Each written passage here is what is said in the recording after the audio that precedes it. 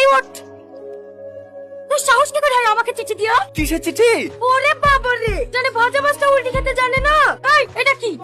এটা তো আমারই, তুই কোথায় পালি? এই সালমা, ওর কোনো দোষ নাই, আমার কথাটা তো শোন। তুই চুপ কর, আমার ভালো জায়গায় বিয়ে হচ্ছে দেখে তুই হিংসায় চলে পড়ে মরছি না। ছোট লোকের বাচ্চা কোথা কর।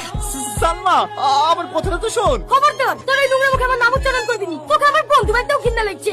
ছি, সরি রে, আমার সাথে তোকে আজাদ অপমান সহ্য করতে হলো। আমি তোর ব্যাগ থেকে চিঠিটা লিখে সালমাকে দিয়েছিলাম। ভেবেছিলাম সালমা তোকে অনেক ভালোবাসে, কিন্তু না, আজ টাকার কাছে সালমার ভালোবাসা বিক্রি হয়ে গেছে। তুই পারলে আমাকে ক্ষমা করে দে। আরে না না, এত তোর কোনো দোষ নাই। ওকে সত্যি আমি অনেক ভালোবাসতাম, শুধু হারিয়ে ফেলার ভয়ে এই চিঠিটা দিতে পারি। ভাবতাম চিঠিটা পাওয়ার পর ও যদি আমার সাথে কথা না বলে, তখন আমি ওর সাথে কথা না বলে থাকতে পারবো না। আর আজ সেটাই হলো। এখন হাজার বার চেষ্টা করলেও ওর সঙ্গে আর কথা বলতে পারবো না।